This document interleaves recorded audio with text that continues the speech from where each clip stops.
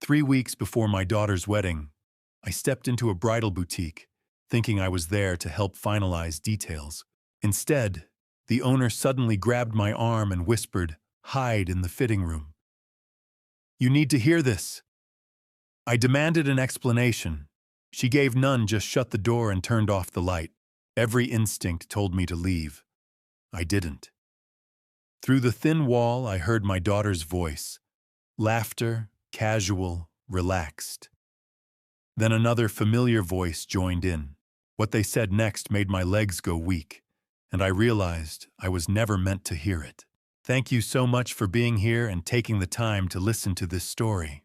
Before we continue, I'd really love to hear from you. Where are you watching from today? Drop your city or country in the comments so we can connect. Also, just a quick note, this story includes some fictional details added for storytelling and learning purposes. Any resemblance to real people or places is purely coincidental, but the message behind it is very real, and I hope it stays with you. I sat motionless in that dark, fitting room as Nicholas Stone, the child I had raised, the son I had chosen, laughed about dumping me in a nursing home, and my daughter said nothing to stop him. My back pressed against the wall of fitting room 3, every muscle in my body tense. Through the thin barrier, I could hear fabric rustling as Scarlett admired herself in the mirror. Sharon's recording device sat on the shelf beside me, its tiny red light blinking silently in the darkness.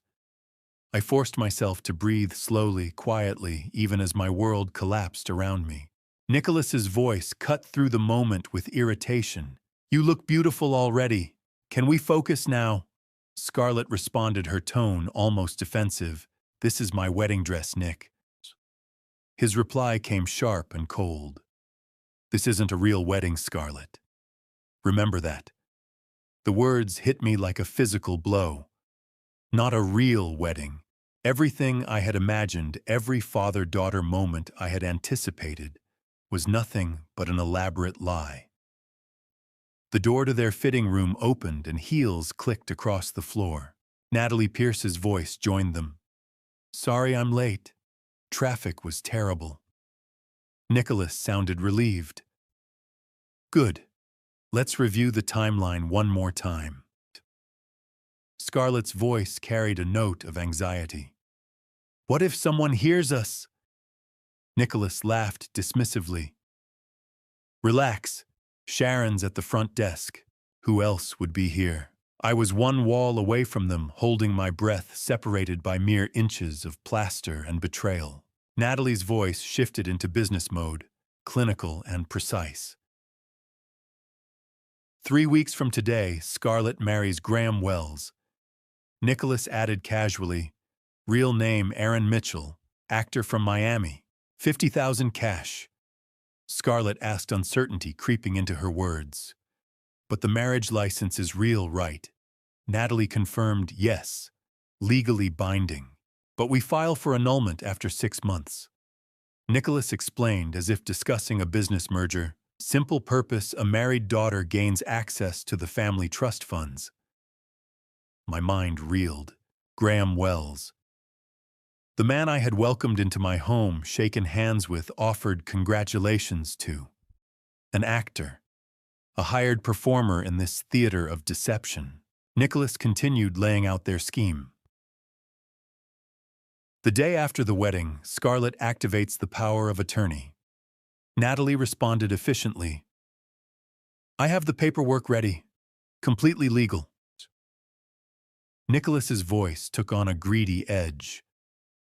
"We transfer funds to offshore accounts. We're talking millions, sweetheart." Scarlett's hesitation was barely audible. "Won't Dad notice right away?" Nicholas's laugh was cruel. "By the time the old man figures it out, it'll be too late." Natalie added, "The money moves through shell companies, untraceable." My hands trembled against my knees. Millions. They were planning to steal everything Elizabeth and I had built together, everything we had saved for Scarlett's future. Scarlett's voice wavered with what might have been guilt. Do we really have to put Dad in a nursing home? Nicholas's response was ice. Yes, he'll notice the money. We need him out of the way. Natalie explained methodically. Dr. Gordon Price will evaluate him, declare him mentally incompetent. Nicholas added, cognitive decline from stress. Very believable. Scarlett's voice broke. But he's my father. Nicholas snapped back harshly. He's a rich old man and we're not. Get over it. Then, as if offering comfort, Golden Meadows is nice. Comfortable. He'll be fine there. Natalie concluded. Once he's declared incompetent, we have full control. Legal guardianship. Tears streamed silently down my face in the darkness. My chest ached with a pain far worse than any physical injury. This was my daughter. The little girl I had taught to ride a bike, consoled through nightmares, walked to her first day of school, and she was planning to lock me away. Nicholas continued, his voice animated with excitement. 6 months later, we annul Scarlett's marriage. Natalie added, offshore accounts are already set up. We liquidate the remaining assets. Nicholas laughed again, that same heartless sound. Then we disappear. New identities, if necessary. Scarlett asked quietly. What about Dad? Nicholas's response was chilling in its indifference. What about him? He'll be at Golden Meadows for the rest of his life. I pressed my palm over my mouth to stifle any sound. My whole body shook. I wanted to burst through that door to confront them, to demand answers. But Sharon's warning echoed in my mind. You need proof. The recording device continued its silent work, capturing every damning word. Nicholas's voice turned smug. You know what the best part is? He's completely blind to it. He trusts me. He trusts you. In 3 weeks, Chris Carter will have nothing, and we'll finally have everything we deserve.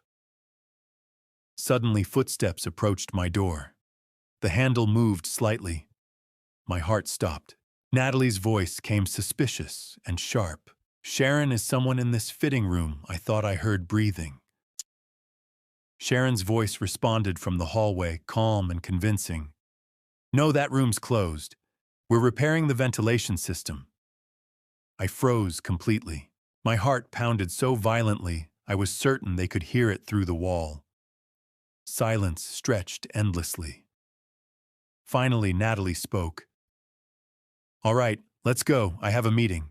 I waited in that dark room for 15 minutes. After they left, trembling so violently, I could barely stand. When Sharon finally unlocked the door, I collapsed into her arms and sobbed. She held me steady, her grip firm despite my weight against her. No words passed between us. For a long moment, there was nothing to say that could make sense of what I had just heard. My legs felt like water beneath me, threatening to give out completely. Sharon guided me carefully down the narrow hallway, toward her private office, at the back of the boutique, checking over her shoulder to ensure the shop remained empty. Inside her office, she locked the door behind us and helped me into a chair. My hands wouldn't stop shaking. She pressed a glass of water into my palm, but I couldn't lift it to my lips without spilling. Sharon wrapped my fingers around the glass more tightly and raised it for me the way I had once done for Scarlett when she was feverish as a child. Chris, I'm so sorry, Sharon said softly, pulling tissues from a box on her desk. But you needed to hear it yourself.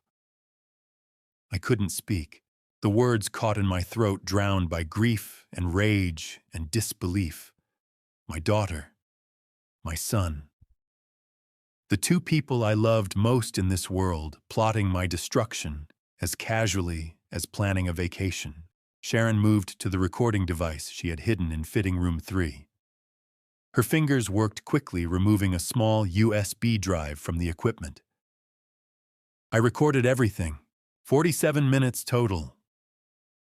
She held the drive out to me, pressing it into my still trembling hand. This is yours.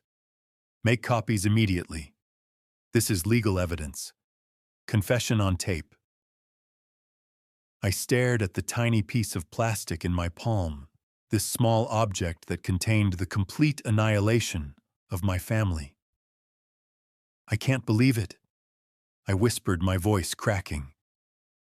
My daughter, my son. Sharon knelt beside my chair, her eyes filled with sorrow. There's more, Chris. Things they said before you arrived. She moved to her computer, plugging in a backup drive. The audio file loaded, and she scrolled backward to a conversation from 3 days earlier. Nicholas's voice emerged from the speakers, cold and matter-of-fact. The car accident 6 months ago should have worked. Scarlett's voice responded, shock evident. What car accident? Nicholas answered without hesitation. I cut the old man's brake lines. He got lucky. Scarlett sounded horrified. You tried to kill Dad? Nicholas replied with chilling indifference. And I'll do it again if he gets suspicious before the wedding. The room spun around me. 6 months ago, I had nearly died when my car's brakes failed on a mountain road. I had careened toward a cliff edge, only avoiding disaster by steering into a guardrail at the last second. The mechanic had said the brake lines looked worn, possibly corroded, but they hadn't been worn. They had been cut. Nicholas had tried to murder me. Sharon paused the recording, watching my face carefully. Chris, are you all right? I wasn't all right.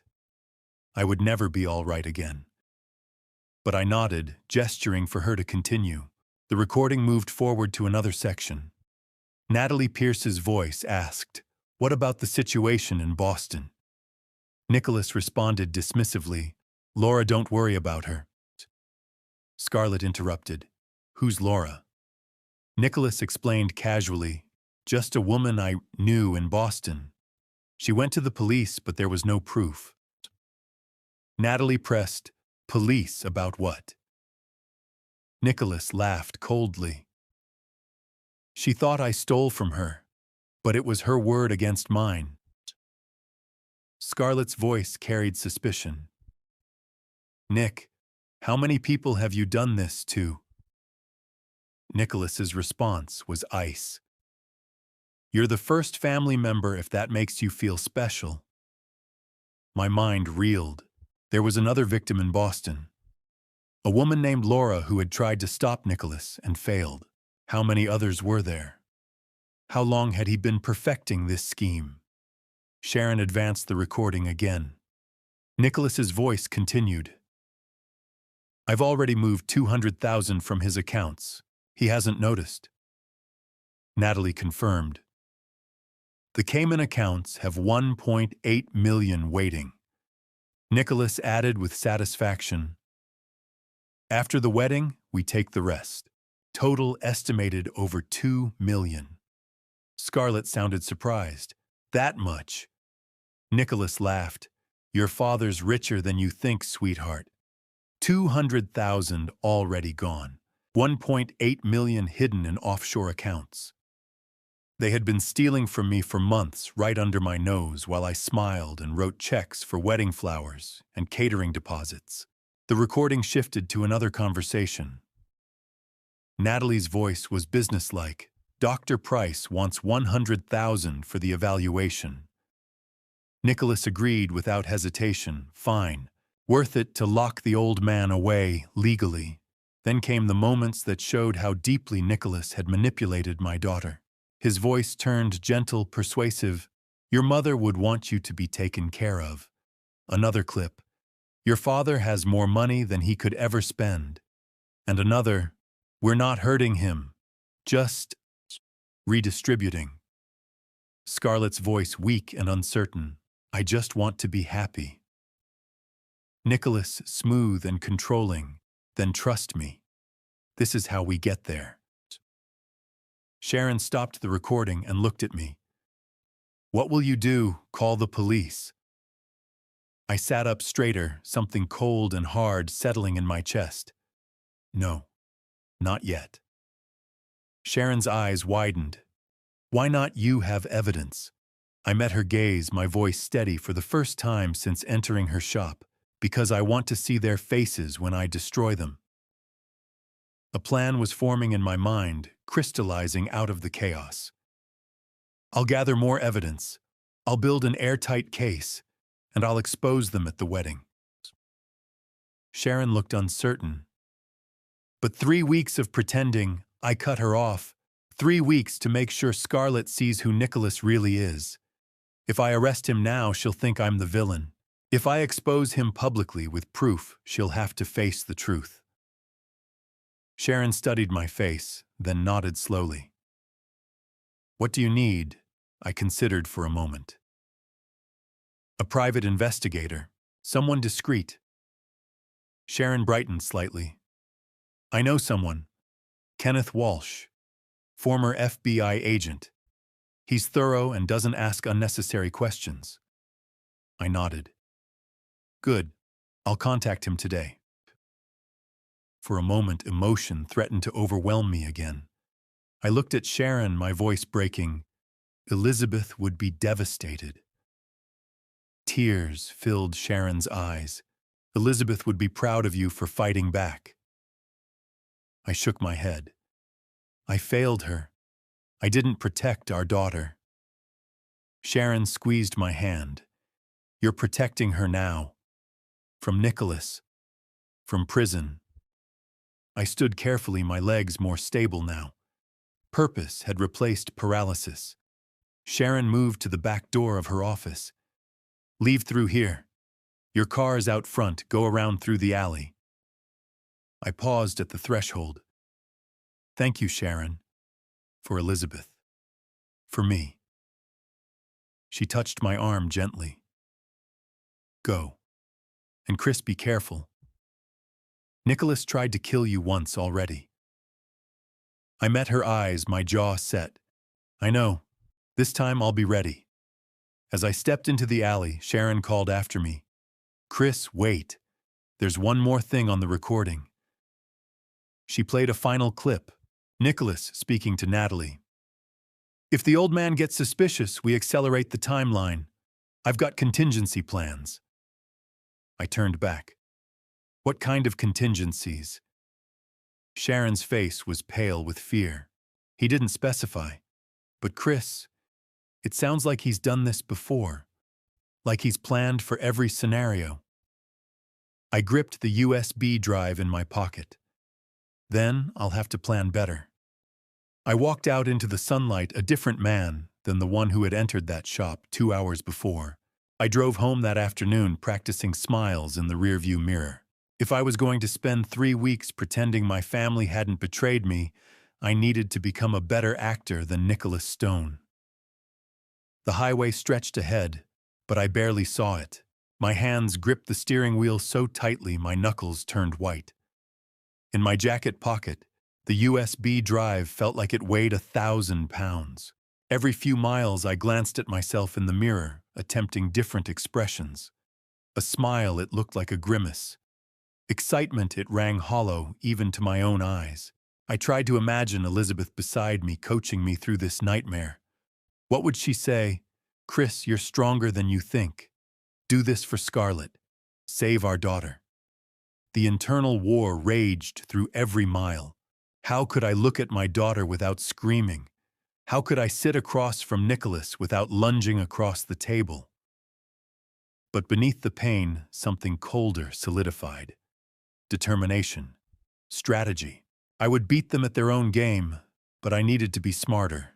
Tonight would be my first test, a family dinner, where I pretended everything was normal while my world had crumbled to ashes. Before reaching home, I made my plan concrete. First, copy the USB immediately and hide the original. Second, contact Kenneth Walsh tonight, no matter how late. Third act, enthusiastic about every wedding detail, no matter how much it killed me. I took a deep breath and pulled into the driveway. The performance was about to begin. Scarlett was in the kitchen when I entered, humming as she chopped vegetables. The sound, so innocent, so familiar, nearly broke me. She looked up with a bright smile. Dad, how did the tuxedo fitting go? I forced warmth into my voice, channeling every ounce of willpower I possessed. Perfect. Sharon did an excellent job. You'll be proud to have me walk you down that aisle. The lie tasted like poison, but my smile held steady. Nicholas appeared from the living room, all charm and confidence. Chris, good day. He extended his hand for a shake. I took it, fighting the urge to break every bone in his fingers. Wonderful, Nick. Absolutely wonderful. His grip was firm, his smile practiced. He had no idea I knew. No idea that his entire scheme was recorded and safely in my possession.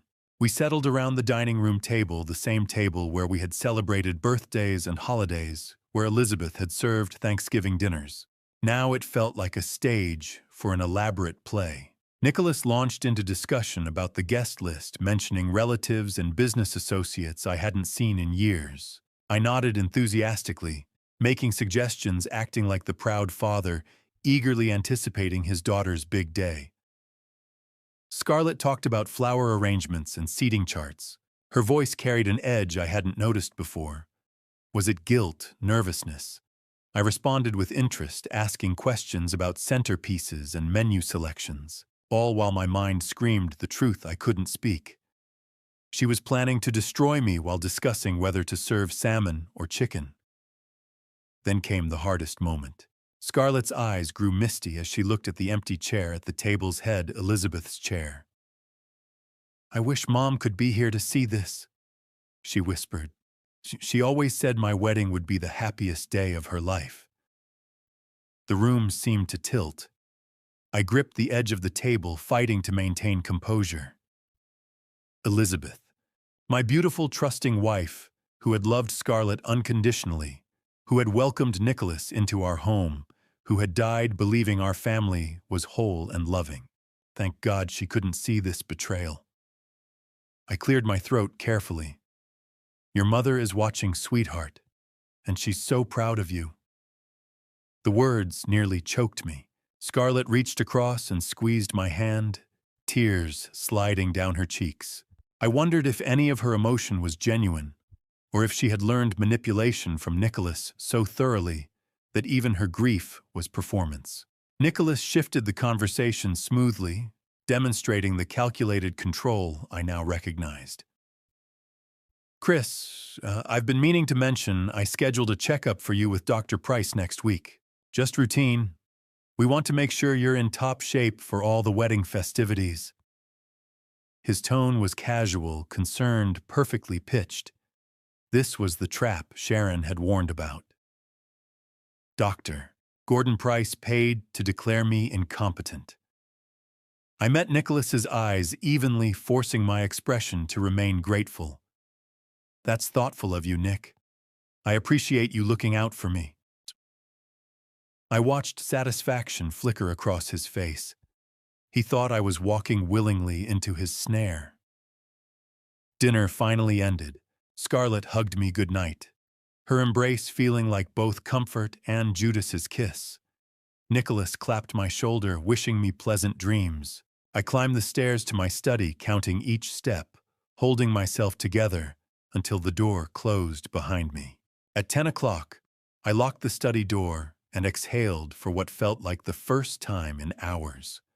The USB drive emerged from my pocket. I inserted it into my computer and began making copies, 3 in total. I would hide them in different locations, one in my office safe, one in a safety deposit box, one with my attorney. No matter what Nicholas tried, this evidence would survive. Next, I opened my email.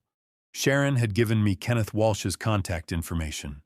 I typed carefully, "Mr. Walsh, I require assistance with a sensitive family matter. Urgent. Can we meet tomorrow morning?" I stared at the message, my finger hovering over send. Once I pressed that button, there was no turning back. This investigation would lead wherever it led, even if it meant sending my daughter to prison. I clicked send. The reply came within minutes. 10 a.m. tomorrow, my office. Come alone. Kenneth Walsh didn't waste words. Good. I needed efficiency, not sympathy. I pulled out a legal pad and began constructing a timeline. Elizabeth's death 2 years ago. Nicholas's increasing involvement in Carter Holdings. The brake line accident 6 months ago that nearly killed me. The 200,000 already stolen. The wedding scheduled for 3 weeks from now. The planned transfer to Golden Meadows nursing home. Every detail needed documentation, every pattern needed evidence. A knock at the door shattered my concentration. I quickly closed my laptop and shoved the legal pad into a drawer. Yes. My voice came out steadier than I felt. Dad, are you still awake? Scarlett's voice filtered through the wood. Can we talk? My heart hammered. What did she want? Had Nicholas sent her to test me? Had I made some mistake during dinner that revealed my knowledge? I opened the door, arranging my features into paternal warmth. Of course, sweetheart. What's on your mind? Scarlett stood in the hallway, her eyes brimming with unshed tears.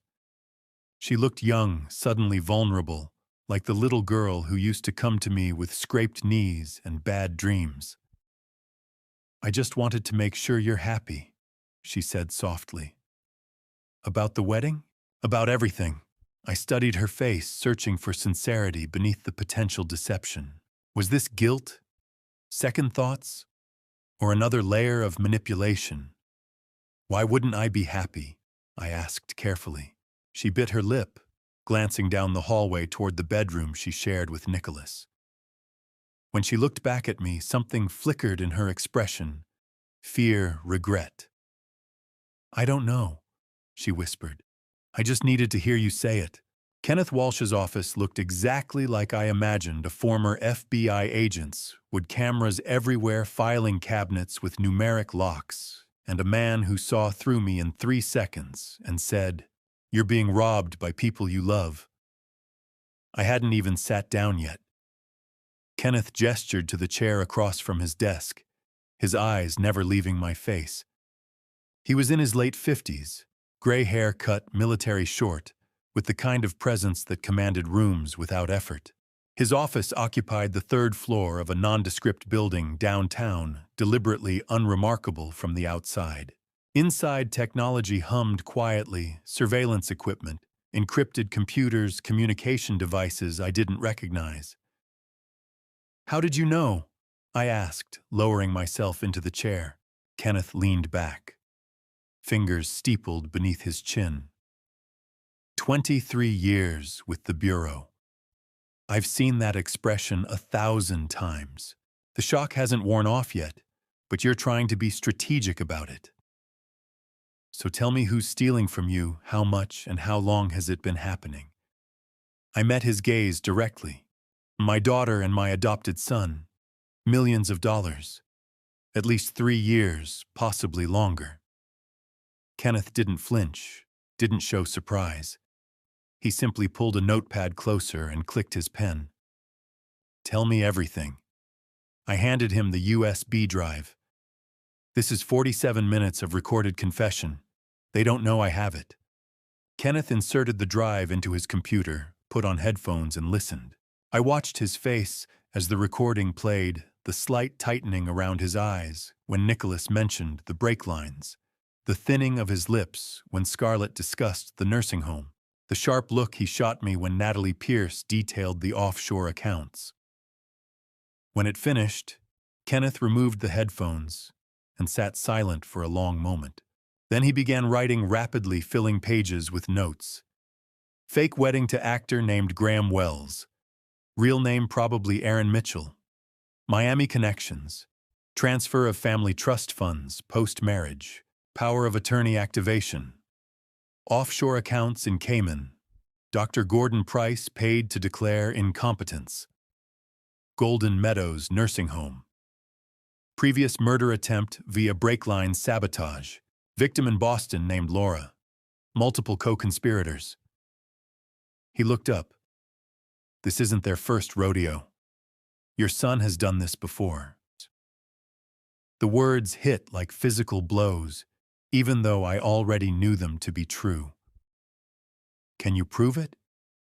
Kenneth nodded slowly. Yes, but it'll take time and resources. How long do I have? I answered immediately, 3 weeks. The wedding is scheduled for 21 days from now. Kenneth's eyebrows rose. You want to wait until the wedding? Why not arrest them now with this recording? I leaned forward, my voice steady with the resolve that had built through a sleepless night. Because I want my daughter to see who Nicholas really is. If I arrest him now, she'll think I'm the villain destroying her happiness. If I expose him publicly at the wedding, with irrefutable evidence in front of everyone they've lied to, she'll have to confront the truth. Kenneth studied me for several seconds, then nodded with something like respect. All right, here's what we do. Week 1, background checks, identity verification. I'll confirm Graham Wells's real identity, investigate Dr. Price's history, and dig into Natalie Pierce's credentials. Week 2, deep financial audit surveillance on Nicholas, and I'll contact my FBI connections to see if there are other victims. Week 3, build the legal case, prepare for wedding day, and coordinate with law enforcement for arrests. He pulled a business card from his desk drawer. I'm also bringing in Howard Klein, best forensic accountant in the state. If money's been moved, Howard will find where, when, and how. I nodded. Whatever it costs. Kenneth named his retainer without hesitation. $50,000 for my services. Howard will need $30,000. We move fast, we move quietly, and we document everything for prosecution. I wrote the check without flinching. This was my family's future, my daughter's chance at redemption. Kenneth pocketed the check and stood extending his hand. We start immediately. First priority, verifying Graham Wells. I have contacts in Miami who can identify him within 48 hours. Second, Dr. Gordon Price. I'll pull his medical license records, past evaluations, any complaints filed against him. Third, surveillance on Nicholas Stone. We need to know his patterns, his contacts, his movements. He opened a drawer and removed a cell phone, sliding it across the desk. Burner phone. Encrypted. Only you and I have the number. Don't use your regular phone for anything related to this investigation. I took the phone, weighing its significance. This was real now. Official. A criminal investigation against my own children. Kenneth's expression turned grave. Chris, you mentioned Nicholas has contingency plans. That concerns me. People with backup schemes are dangerous when cornered. They've already tried to kill you once. I nodded, my jaw tight. I know. The brake lines 6 months ago weren't an accident. Kenneth made a decision quickly. I'm assigning protective surveillance starting today. You won't see them, but my team will be watching. If Nicholas gets suspicious and accelerates his timeline, we need you alive to testify. The weight of those words settled over the room. My son had tried to murder me once. If he suspected I knew his plans, he wouldn't hesitate to try again. Living with people who wanted to put you in a nursing home required a special kind of acting. I smiled over breakfast, discussed wedding flowers at lunch. And at night, I reviewed the evidence that would destroy them both. 3 days had passed since my meeting with Kenneth Walsh. 3 days of performance so exhausting that by evening I barely recognized myself in the mirror. The man staring back had mastered deception, wearing joy like a mask while rage burned underneath. Every morning I reminded myself 18 more days. 18 days of pretending, of nodding along to wedding plans, of shaking Nicholas's hand without breaking his fingers. Day 3 began like the others. I descended the stairs at 7:30 to find Scarlett in the kitchen humming as she flipped pancakes. The domesticity felt surreal, my daughter preparing breakfast while planning my imprisonment. She looked up with a bright smile. Morning, Dad. 18 days. Can you believe it? Her excitement seemed genuine, which made everything worse. How could she smile like that while conspiring against me? I poured coffee, forcing enthusiasm into my voice. Time's flying, sweetheart. Have you finalized the flower arrangements? She launched into details about roses versus peonies, centerpiece heights, and color schemes. I nodded appropriately, asked meaningless questions, and wondered if any part of her still loved me. Nicholas joined us 10 minutes later, impeccably dressed. He kissed Scarlett's cheek and clapped my shoulder with false warmth. Chris, good morning. That appointment with Dr. Price, I scheduled it for Friday at 2 o'clock. That works for you, right? His tone was casual, but I caught the steel underneath. This wasn't really a question. I met his eyes over my coffee cup, keeping my expression grateful. Friday's perfect, Nick. I appreciate you handling this. Scarlett turned from the stove, concern crossing her features. Dad, are you feeling all right? You seem tired lately. The worry in her voice sounded genuine. Perhaps guilt was keeping her awake too. I waved away her concern. Just wedding excitement, honey. Lots on my mind. Nicholas smiled, that practiced smile. Yet all the more reason for the checkup. We want you in top form for walking Scarlett down the aisle. The manipulation was masterful, framing his trap as concern for my health, for my role in her wedding. After breakfast, I retreated to my study. The encrypted phone Kenneth had given me buzzed precisely at 9 o'clock. His message was brief. Check secure email, findings attached. My heart rate accelerated as I logged into the untraceable account Kenneth had set up. The files loaded. Each document peeled back another layer of Nicholas's carefully constructed lies, revealing the rot beneath. Graham Wells's file appeared first. Real name Aaron Mitchell, age 34, from Miami. Criminal record included fraud, identity theft, and impersonation. He had posed as a lawyer, a doctor, even a minister. Current employment, actor for hire in elaborate cons. Bank records showed a $50,000 deposit from an LLC traced back to Nicholas. My daughter's fiancé was a professional criminal hired like a caterer. Dr. Gordon Price's file was equally damning. Licensed psychiatrist with a corrupt history. 3 previous cases where his competency evaluations had been challenged in court. One overturned completely when evidence emerged of falsified diagnoses for money. His medical license hung by a thread, multiple ethics complaints filed over the years. Bank records showed a $100,000 payment received 2 weeks ago from Nicholas's LLC. He was being paid to declare me incompetent. Natalie Pierce's background revealed systematic career destruction through corruption. Former attorney disbarred in Massachusetts for ethics violations, including client fund misappropriation. Now working as a quasi-legal consultant for people operating in gray areas. She had received $50,000 from Nicholas for her expertise in constructing the legal framework for their theft. But the file labeled Laura Winters, Boston victim, truly gutted me. Kenneth had tracked her down. Wealthy widow, late 60s, met a charming young man calling himself Matthew Reed. He romanced her, gained her trust, convinced her to invest in his business ventures.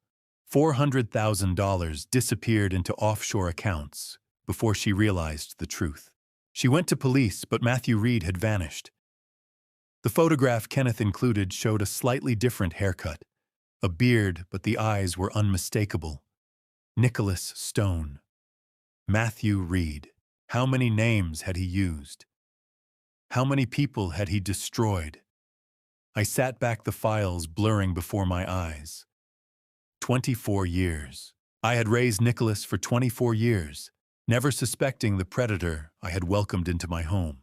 Elizabeth and I had given him everything: education, opportunities, love, and this was his repayment. A knock at the study door jolted me.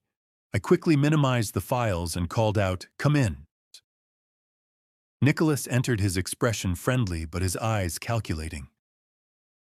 "Chris, got a minute? I wanted to discuss the cognitive tests Dr. Price might run Friday, just so you're prepared and not anxious." I gestured to the chair across from my desk, forcing a grateful smile. Of course, Nick. Whatever you think is best. Nicholas settled comfortably, crossing one leg over the other. He looked perfectly at ease, like a dutiful son helping his aging father. His smile was warm as he leaned forward. That's what family does, Chris. We take care of each other. The woman on the other end of the line said, Mr. Carter, my name is Laura Winters. Kenneth Walsh told me you're investigating Nicholas Stone. I want to help. Because he destroyed my life too. Her voice carried the weight of someone who had survived devastation and emerged hardened by it. I gripped the encrypted phone tighter, my study door locked. Kenneth had warned me he was reaching out to Nicholas's previous victims, but hearing Laura's voice made it viscerally real. My son, the man I had raised, was a serial predator. Ms. Winters, thank you for calling. I'd like to hear your story directly. Laura took a breath, steeling herself. 2 years ago, I met a man named Matthew Reed at a charity gala in Boston. I had just lost my husband to cancer 6 months earlier. Matthew was charming, attentive, understanding. He seemed to know exactly what I needed to hear. The pattern was already emerging, chillingly familiar. We dated for 3 months. He proposed. I was grateful to feel alive again. He said he was starting a tech company, needed investment capital. I trusted him completely. Over 2 months, I transferred $400,000 to accounts he controlled. Then 3 days before our wedding, he vanished. Phone disconnected. Apartment cleared out. Matthew Reed didn't exist. My chest tightened. I'm so sorry. Laura's laugh was bitter. I went to the police. They were sympathetic, but said without proof of his real identity, there was little they could do. The money went offshore, untraceable. I closed my eyes briefly. He's doing the same thing to my daughter, using our family's grief. Laura's voice sharpened. Your wife passed away. I confirmed 2 years ago, Elizabeth. Nicholas started getting closer to Scarlett almost immediately afterward. Laura spoke with quiet intensity. Kenneth mentioned you have evidence. Would it help if I could identify Nicholas Stone as Matthew Reed? My pulse quickened. You have proof. Her tone turned triumphant. I have photographs, wire transfer receipts with his signatures, and a wedding venue contract from a Boston hotel. I kept everything, hoping someday I could use it against him. Within minutes, Kenneth had set up a secure video conference. Laura Winters appeared on my screen, a dignified woman in her late 60s, silver hair, styled elegantly, eyes sharp with determination. She held up a photograph. Even through the screen, I recognized Nicholas. Different styling glasses, a neatly trimmed beard, but unmistakably him. This is Matthew Reed, taken at our engagement party 18 months ago. She showed bank transfer receipts, each signed with Nicholas's distinctive handwriting, but under the name Matthew Reed. Then, a contract from the Boston Harbor Hotel for a wedding reception, signed by both Laura Winters and Matthew Reed. The evidence was irrefutable. Nicholas had targeted Laura with the same calculated precision he was now using on our family. The realization struck me he had used my company's money to fund those Boston trips. All those business conferences I had approved expenses for. He had been courting Laura, stealing her money, while simultaneously stealing mine. Mrs. Winters, I said carefully. Nicholas targets wealthy people who have recently lost someone they love, grieving and vulnerable. Laura nodded, understanding dawning. Your daughter lost her mother. He's exploiting her grief. I thought of Scarlett, how Nicholas had been there constantly, after Elizabeth's funeral, supporting her, consoling her, gradually isolating her from friends. My daughter wasn't a willing criminal. She was a victim he had manipulated into becoming his accomplice. What can I do to help? Laura asked. I made a decision. that would either save my family or condemn us all. In 16 days, there's going to be a wedding. 300 guests. Nicholas is supposed to marry my daughter to access her trust fund. I want to expose him publicly. Would you be willing to attend? To confront him with the truth about Matthew Reed. Laura didn't hesitate. I'll be there. I've waited 2 years for a chance to see that bastard face consequences. Relief washed over me. Thank you. Kenneth will coordinate the details. After Laura disconnected, Kenneth's face remained on the screen. His expression was grim. Chris, there's something else. The planning for your family's theft started 3 years ago, right after Elizabeth's death.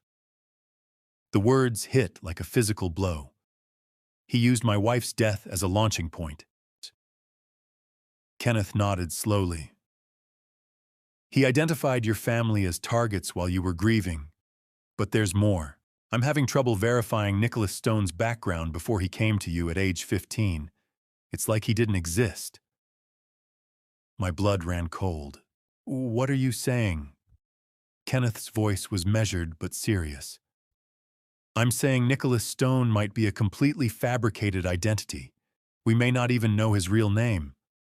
Howard Klein spread 40 pages of bank statements across the conference table and said, Mr. Carter, your son has been stealing from you for 36 months. The total is $2,317,450. And that's just what I've found so far. The number hit me like a physical blow. I had known Nicholas was stealing, had heard him discuss millions on the recording, but seeing the precise figure documented, itemized, undeniable made it devastatingly real. Kenneth Walsh sat beside me in Howard's downtown office, his expression grim as the forensic accountant continued his presentation. Outside the window, the city moved through its normal Tuesday afternoon rhythm, oblivious to the financial devastation being unveiled in this conference room. Howard Klein was exactly what Kenneth had promised, methodical, thorough, and relentless. In his late 50s, with wire-rimmed glasses and the demeanor of a surgeon, he had spent 8 days dissecting 3 years of Carter Holdings' financial records, my personal accounts, family trust documents, and investment portfolios. The results were catastrophic. Let me walk you through the methodology, Howard said, flipping to a color-coded spreadsheet that looked like a roadmap of betrayal. Your son employed 4 primary theft mechanisms, each designed to avoid triggering audit flags. He pointed to the first column highlighted in red. Fake vendor invoices. Nicholas created shell companies, NRS Holdings, Stone Consulting Group, Carter Advisory Services, all legitimate-sounding names. He submitted invoices for services never rendered. Total from this method, $890,000. I stared at the numbers, my hands clenched beneath the table. Those company names I had approved those payments myself, trusting Nicholas's explanations about business development consultants and strategic advisors. Every signature I had provided had been another nail in my own coffin. Howard continued, pointing to the yellow column. Fraudulent expense reports, business trips that never happened, client dinners at restaurants that don't exist, conference registrations for events he never attended. He was remarkably creative, mixing real expenses with fake ones to avoid detection. Total $340,000. Those Boston trips to court Laura Winters, those Miami trips to hire Graham Wells, all funded with my money, documented as legitimate business expenses. The green column came next. Direct transfers to shell companies. These were larger movements disguised as investment opportunities or business acquisitions. The money flowed through multiple intermediary accounts before landing offshore. Total $510,000. Howard's finger moved to the final column marked in blue. Family Trust Fund embezzlement. This was the most sophisticated. Nicholas had Natalie Pierce create legal documents giving him limited power of attorney over certain trust accounts. He systematically withdrew funds, always staying just below the threshold, that would require board approval. Total $577,000. The room spun slightly. Howard looked at me with something like sympathy. Mr. Carter, the total documented theft is $2,317,450, and I believe there's more I haven't found yet. Kenneth leaned forward. Where did the money go? Howard pulled up another document, this one showing a complex web of accounts and transfers. Ultimately, the Cayman Islands. Multiple accounts, but they converge on one primary destination. He highlighted a name that made my blood run cold: S. Carter Hayes. Scarlett Carter Hayes, I whispered. Howard nodded. Hayes is presumably the married name she'll use after the wedding. The account was established 6 months ago, with both Nicholas Stone and Scarlett Carter as co-signatories. However, he pulled up another document. There's a secondary authorization that would allow Nicholas to move funds without Scarlett's approval after a 30-day period following the wedding. Kenneth's jaw tightened. He was always planning to cut her out. I felt sick. My daughter thought she was partnering with Nicholas, but he had been planning to rob her too, leaving her to face the consequences while he disappeared with everything. Howard wasn't finished. He pulled out another file, this one much thinner. During my investigation, I found some interesting cash withdrawals. One in particular caught my attention. He showed me a bank slip, $15,000 in cash withdrawn by Nicholas on the exact date 6 months ago when my car's brake lines failed. I cross-referenced this with some research Kenneth provided. There's a mechanic named A. Rodriguez who deposited $15,000 in cash the day after your accident. He's since disappeared, moved to Mexico, no forwarding address. The implications were clear. Nicholas had paid someone to sabotage my car to murder me. The evidence was mounting, each piece more damning than the last. Howard continued flipping through more documents. I also found something disturbing in the personal expense category. Nicholas submitted invoices for Scarlett's psychological therapy sessions, grief counseling after your wife's death. Except I contacted the therapist's office. Scarlett attended 3 sessions total, not the 47 Nicholas billed for. He pocketed approximately $18,000 by exploiting his sister's grief. My daughter's pain monetized. Nicholas had found a way to profit even from Scarlett's mourning. The cruelty was breathtaking. Kenneth spoke up. Howard, what about the escape plan? Howard's expression darkened. That's where it gets interesting. I found airline reservations, a one-way ticket to Grand Cayman departing 2 days after the wedding. He paused for emphasis. 1 ticket, not 2. Just Nicholas. I closed my eyes. Scarlett had no idea. She thought they were partners planning a future together. Nicholas was planning to abandon her immediately after the wedding, leaving her to face criminal charges alone while he vanished with millions. Kenneth pulled out his phone. I've been in contact with FBI Special Agent Monica Blake. She's been building a case against Nicholas for interstate fraud. With your evidence and Laura Winters' testimony, we have enough to freeze the Cayman accounts. I looked up sharply. When? Kenneth's smile was grim. Wedding morning. The accounts will be frozen before Nicholas can transfer a single dollar. He'll be trapped. Howard held up one final document. There's one more thing. I found another account, this one in Singapore. $3.2 million. The number was staggering. Singapore. Where did that money come from? Howard shook his head slowly. I don't know yet. It's not from your accounts, which means Nicholas has other victims we haven't identified. This is bigger than we thought. Before I could process this revelation, Kenneth's phone buzzed. He glanced at the screen, his expression shifting to alarm. It's my surveillance team. He answered, listened for 30 seconds, then looked at me with concern. Chris Nicholas is at a storage facility across town. My team says he's moving boxes, documents, computer equipment, large amounts of cash. He's preparing to run. My heart raced. The wedding is still 13 days away. Why would he run now? Kenneth stood already moving toward the door. Either he's gotten suspicious or he's accelerating his timeline. Either way, we need to move fast. The surveillance photos showed my son loading boxes into a storage unit at midnight. Kenneth's next words made my blood run cold. Chris, he's not just preparing to run. He's preparing to disappear completely.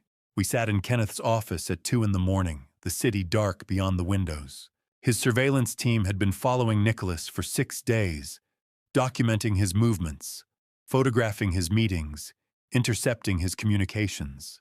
The evidence sprawled across Kenneth's desk. Printed photographs, transcribed messages, GPS tracking logs, each piece revealing another layer of Nicholas's betrayal. Kenneth pushed the first batch of photos toward me. These were taken 3 days ago. Boston, the Marriott downtown parking garage. I picked up the top photograph, and the world tilted. Nicholas pressed against a car, kissing Natalie Pierce. Not a friendly peck. Not a professional greeting, a deep, passionate kiss between lovers. The timestamp showed 11:47 p.m. I checked my calendar. 3 days ago, Nicholas had told Scarlett he was attending a business dinner in Boston. She had smiled, kissed his cheek, told him to drive safely. Kenneth laid out more photos in chronological sequence. Nicholas and Natalie entering a hotel together, leaving separately 2 hours later, meeting at a coffee shop, sitting close, holding hands across the table. Another photo showed them at a restaurant. Natalie laughing at something, Nicholas said, his hand resting possessively on her knee. "How long has this been going on?" I asked, my voice hollow. Kenneth consulted his notes. Based on credit card records and hotel receipts, at least 18 months. They've been meeting twice a week, usually at the Riverside Inn, a cheap motel on the outskirts of town, where no one would recognize them. 18 months.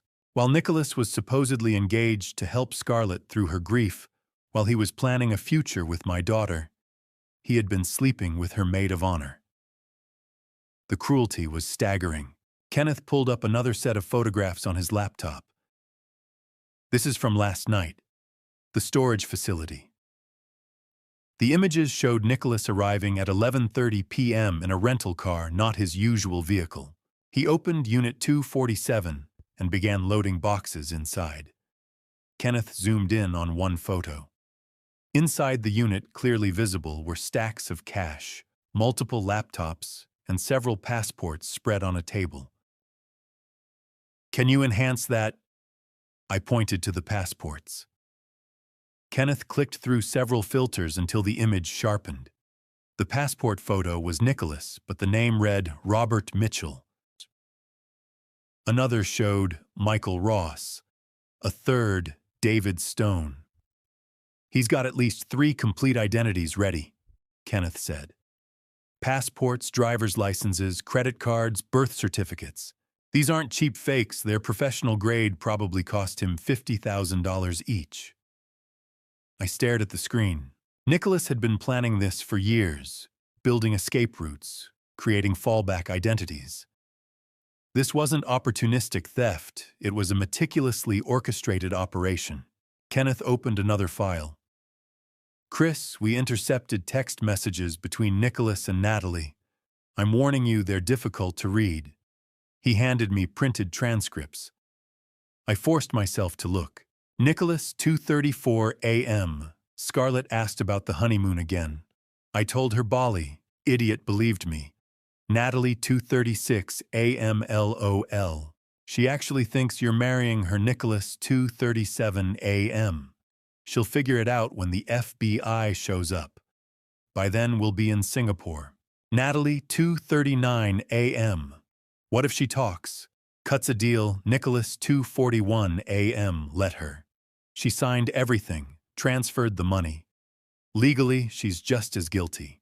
We planned it that way. Remember Natalie, 2:43 a.m. You're brilliant. She takes the fall, we take the money. Nicholas, 2:45 a.m. That's what pawns are for baby. My hands shook so violently I nearly dropped the papers. Kenneth watched me carefully, ready to intervene if needed. I took a deep breath and continued reading. Natalie yesterday, 8:15 p.m. Price finished the cognitive assessment paperwork. Signs dementia and recommends immediate placement. Nicholas, 8:17 p.m. Perfect. Golden Meadows has the room ready, Natalie. 8:18 p.m. Confirmed. Once he's declared incompetent, you have full control. Nicholas, 8:20 p.m. The old man made this too easy. Trusts me completely. Just like Scarlett. Natalie, 8:22 p.m. When do we leave, Nicholas? 8:24 p.m. 2 days after the wedding. Flight to Cayman, then connections to Bangkok. I booked under Ross and Mitchell identities. Natalie, 8:26 p.m. Both tickets, not taking any chances. Nicholas, 8:28 p.m. No chances, no loose ends, no Scarlett. I set the papers down, unable to read more. Does Scarlett know about Natalie? Kenneth shook his head. No indication she suspects anything. Nicholas has been careful, no public displays, no overlapping schedules that would raise questions. To Scarlett, Natalie is just her loyal maid of honor. Kenneth pulled out another document. Here's their complete escape plan reconstructed from intercepted communications and financial records. Day 1, the wedding happens. Scarlett activates power of attorney, transfers trust fund access to Nicholas. Day 2. Nicholas and Natalie fly to Grand Cayman, empty the accounts. Day 3, they fly to Bangkok under false identities. Thailand has no extradition treaty with the U.S. Day 4. Scarlett wakes up to FBI agents at her door alone with all evidence pointing to her as a co-conspirator. The calculation was breathtaking. Nicholas had positioned Scarlett to take complete legal responsibility, while he vanished with both the money and his actual lover. My daughter manipulated, used, and ultimately abandoned to face federal prosecution. Kenneth showed me one final photograph. Nicholas and Natalie at an outdoor cafe, both laughing. The timestamp showed yesterday, just hours after Nicholas had told Scarlett he loved her, had kissed her goodnight, had promised her a beautiful future together. In the photo, Nicholas's expression was relaxed, happy, entirely at ease. This was his real self, not the devoted brother, not the concerned son, but a predator celebrating a successful hunt. What do you want to do? Kenneth asked quietly. We have enough evidence now. We could arrest him tonight, freeze the accounts, end this immediately. I stared at the photograph for a long moment. Part of me wanted exactly that, wanted Nicholas in handcuffs, wanted this nightmare over. But another part, the part that still loved my daughter despite everything, knew that immediate arrest wouldn't save her. She needed to see the truth herself, needed to understand who Nicholas really was before the FBI destroyed him. No, I said finally. We stick to the plan. We let it play out until the wedding. Kenneth looked concerned.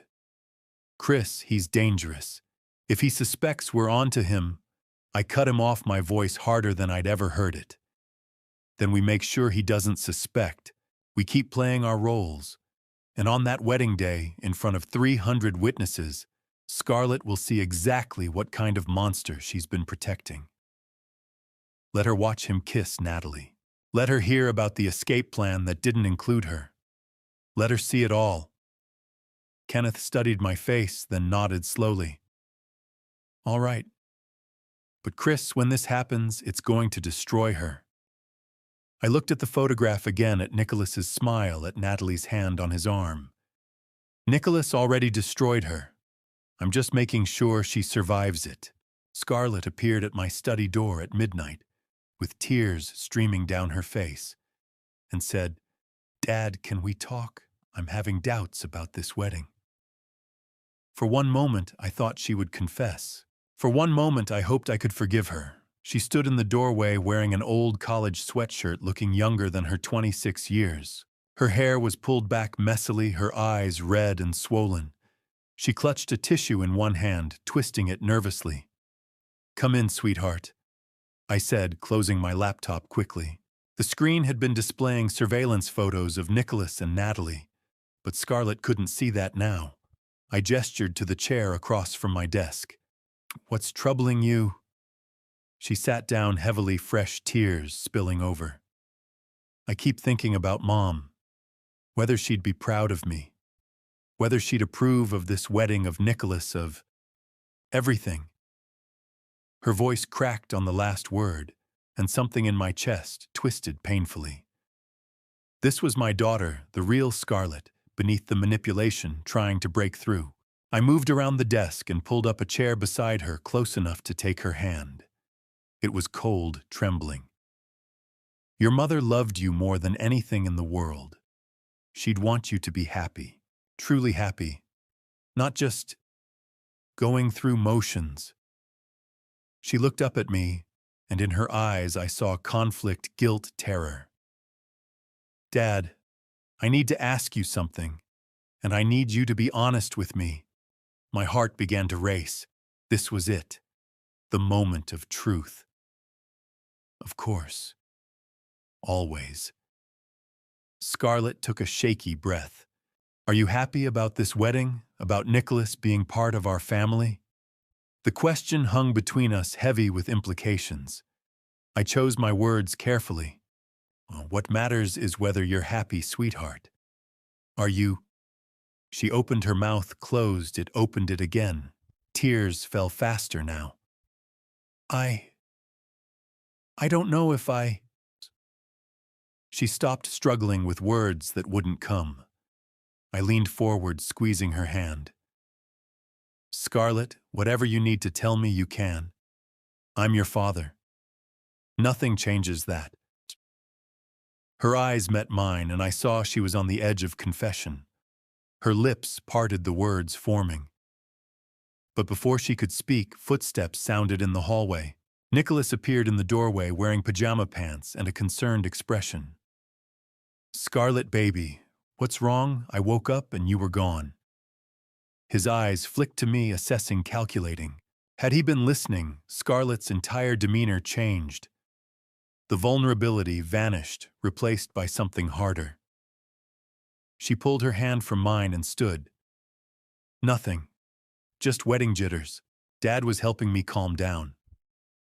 Nicholas moved into the room, placing a possessive hand on her shoulder. "Come back to bed, sweetheart. You need rest. Big week ahead." Scarlett glanced back at me, and for a fraction of a second, I saw desperation in her expression. Then Nicholas guided her toward the door, his hand firm on her back, and she went willingly. As they left, I heard him whisper, "Remember what we talked about, stay focused. We're so close. Don't ruin it now." The door closed. I sat alone, my hands shaking with frustration and heartbreak. She had been so close to telling me, so close to choosing the right path. And Nicholas had stopped her reasserting control with just a few words.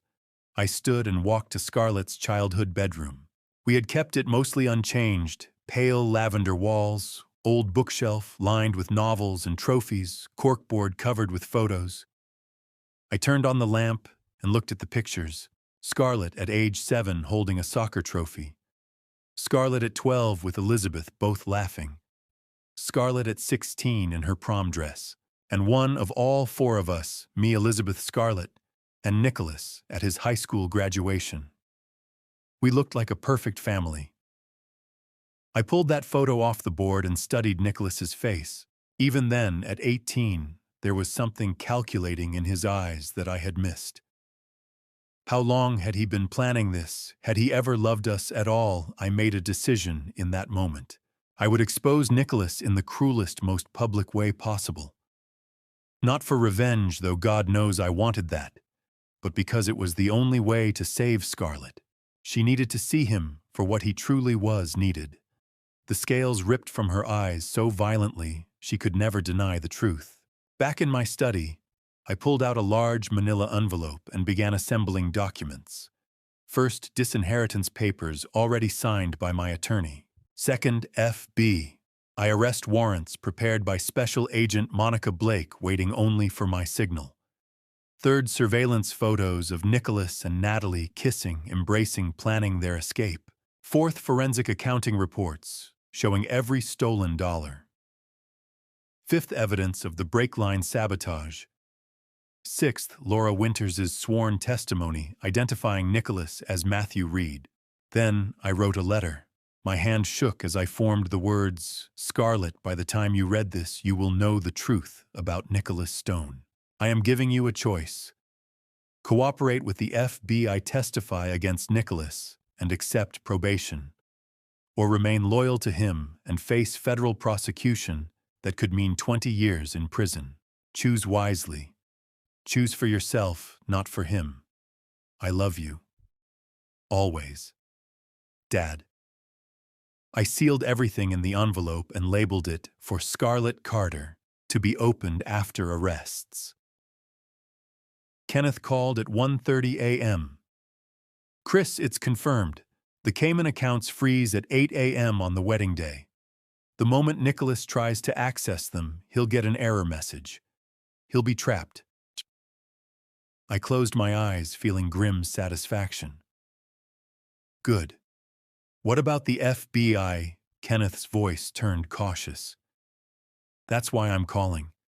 Agent Blake wants to arrest Nicholas immediately. She says he's too dangerous, too likely to run. She's pushing hard for Wednesday arrests 4 days before the wedding." My jaw tightened. "No. Tell her we stick to the plan. Wedding day. Public exposure." "Chris, she's concerned about your safety. Nicholas has already tried to kill you once. If he gets spooked." I interrupted, my voice hard as steel. "Then we make sure he doesn't get spooked. 4 more days of performance. And then in front of everyone he's deceived. Nicholas Stone will finally face justice. Tell Agent Blake that's non-negotiable." Kenneth was silent for a long moment. "All right. But you're taking a hell of a risk." I looked at the envelope containing my daughter's future. I'm taking the only risk that might save her. Special Agent Monica Blake spread crime scene photos across the conference table and said, "Mr. Carter, Nicholas Stone is a professional criminal. We've connected him to 3 other fraud cases, 2 attempted murders, and 1 suspicious death." The FBI field office conference room was sterile, and cold fluorescent lights humming overhead. Monica Blake sat across from me, flanked by 2 other agents. Kenneth Walsh sat to my right, his expression grave. We had been summoned after my insistence on waiting for the wedding day arrests reached the Bureau's attention. Agent Blake wanted to change my mind. She was in her early 40s, sharp-eyed and no-nonsense, with the bearing of someone who had seen humanity's worst. She tapped one of the photos. "This is what we're dealing with.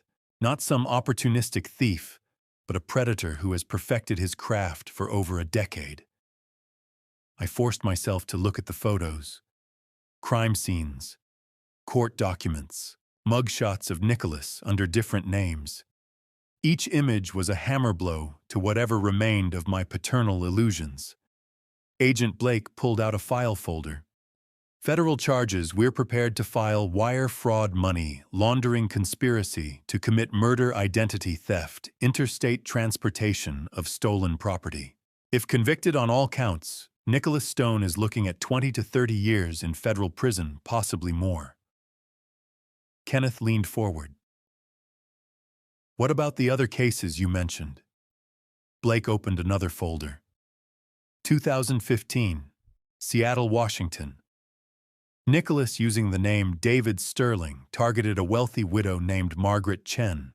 Over 6 months, he convinced her to invest $800,000 in fake real estate development. When she started asking questions, she died in a fall down her basement stairs. My stomach turned. "You think he killed her?" Blake's expression was carefully neutral. Local police ruled it accidental, but Mrs. Chen's daughter insisted her mother was terrified of basements, never went down there alone. The medical examiner noted bruising inconsistent with a simple fall. No charges were filed, insufficient evidence.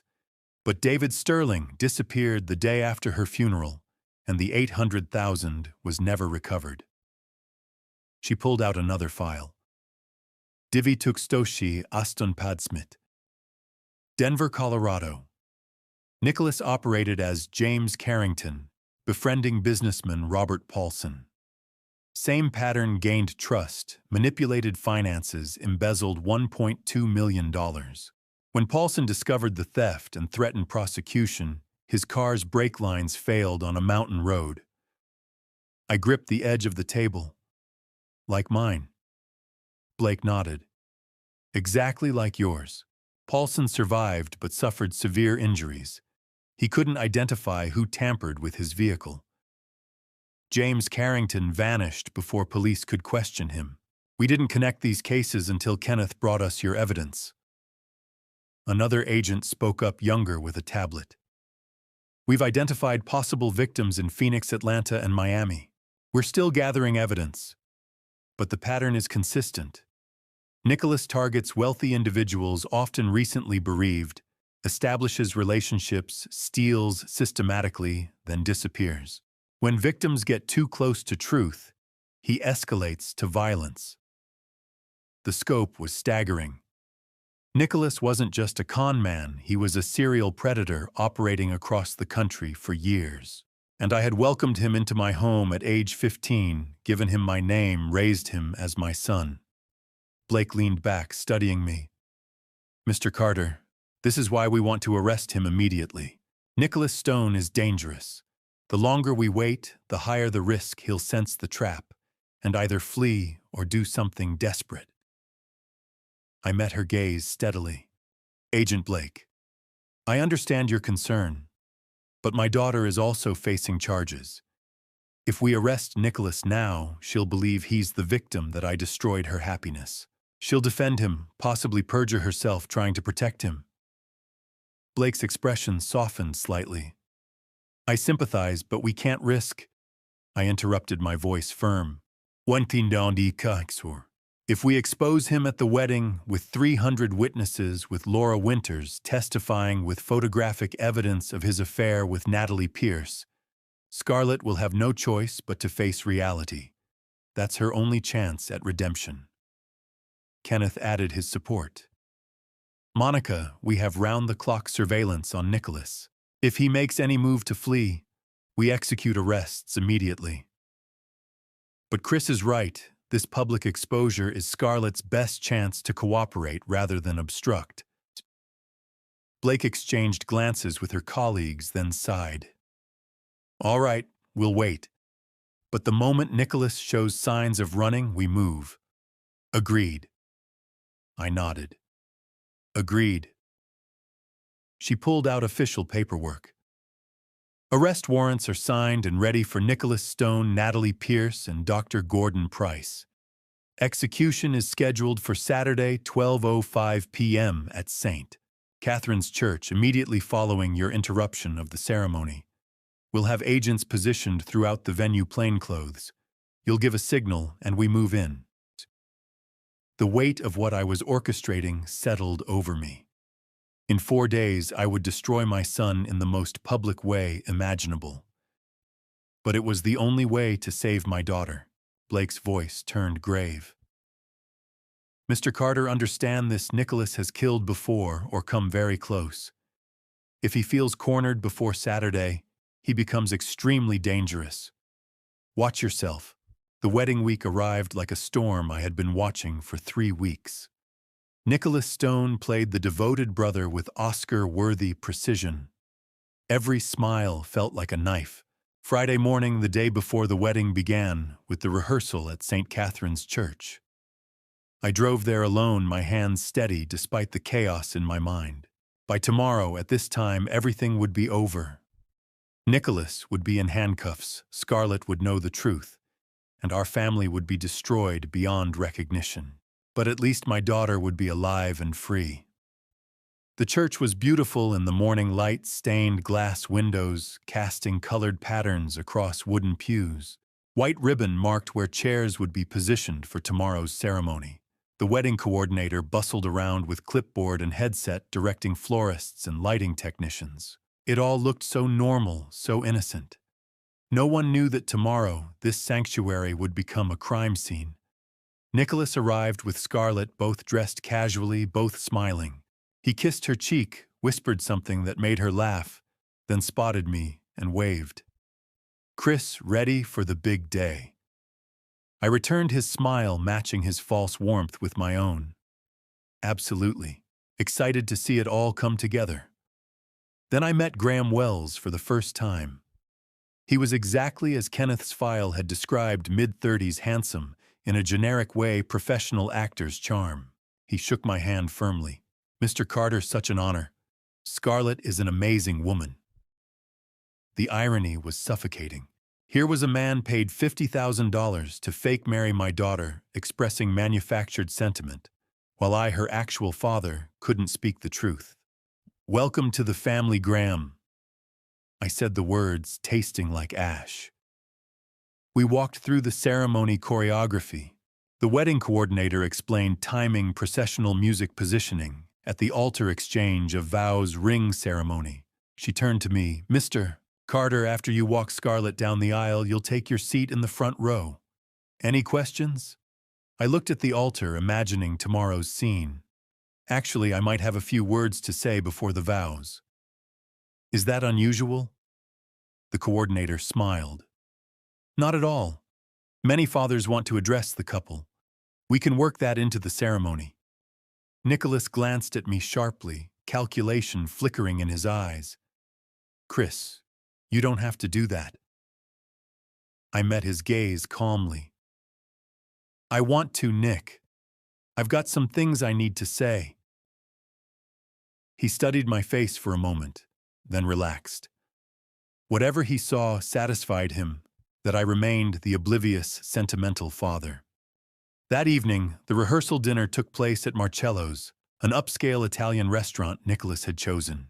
60 guests, family wedding party, close friends filled a private dining room. Crystal chandeliers, white linens, expensive wine flowing freely. Everyone laughed and celebrated, unaware of the FBI surveillance team photographing attendees from across the street. I sat at the head table between Scarlett and Nicholas, playing my role. Toasts began after dinner. Scarlett's college roommate spoke about their friendship. Natalie Pierce gave a speech about love conquering all, while secretly planning to steal my daughter's fiancé and flee the country. I smiled and applauded my performance, flawless. Then Nicholas stood, champagne glass in hand. The room quieted. He looked at me with masterful manipulation, gratitude, respect, affection, all carefully constructed. I want to say something about Chris Carter. 24 years ago, he and Elizabeth opened their home to a lost 15-year-old kid. Chris taught me about loyalty, about integrity, about what it means to be a man. The words were daggers. Around the room, people smiled, some wiping away tears. Scarlett squeezed my hand. Nicholas continued. Chris, you've been more than a father. You've been my example, my mentor, my hero.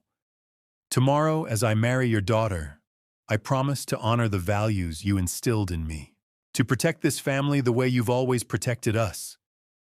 The room erupted in applause. Nicholas raised his glass. To Chris Carter, the best father a son could ask for. Everyone drank. I stood slowly, my own glass in hand. The room quieted. I looked at Nicholas, then at Scarlett, then at the gathered guests. Thank you, Nick. That means more than you know. I've watched you grow over these years, and tomorrow will indeed be a revelation. A day when everyone here will see exactly who you've become. I paused, letting the words hang with double meaning. Tomorrow will be a day none of us can ever forget. We'll all witness truth in its purest form. So please raise your glasses to tomorrow, to truth, to justice. The guests cheered and drank, missing the warning in my words. But Nicholas's eyes narrowed slightly, and for just a moment I saw uncertainty flicker across his face. After dinner, I walked to my car alone. In the darkness of the parking lot, I finally allowed myself to break. My hands shook, tears sliding down my face. Sharon Mitchell approached from behind.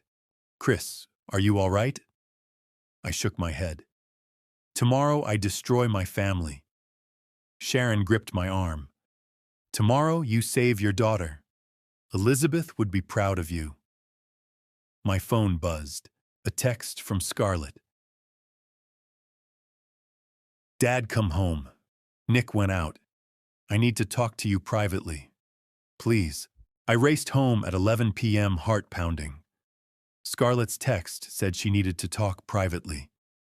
This was her last chance to confess before I destroyed her life publicly. The house was dark when I pulled into the driveway, only the porch light glowing. Nicholas's car was gone. I found Scarlett in the living room, curled on the couch where she used to read as a child. She looked up when I entered, her eyes red from crying. "Dad." Her voice was small, broken. I sat in the armchair across from her, maintaining distance, giving her space to speak. "I'm here, sweetheart. What did you want to talk about?" She pulled a blanket tighter around herself. "Tomorrow's my wedding day. I should be excited, but I just feel wrong, like something terrible is about to happen." My chest tightened. This was it. The moment she would finally tell me the truth. "What do you mean wrong?"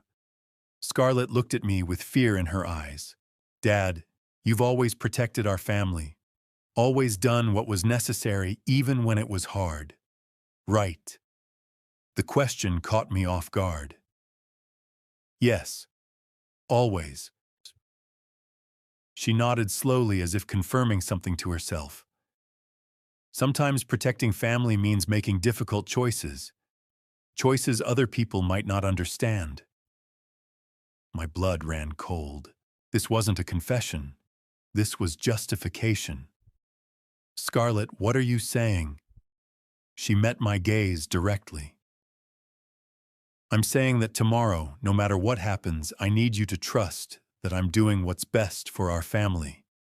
That Nicholas and we're doing what Mom would have wanted."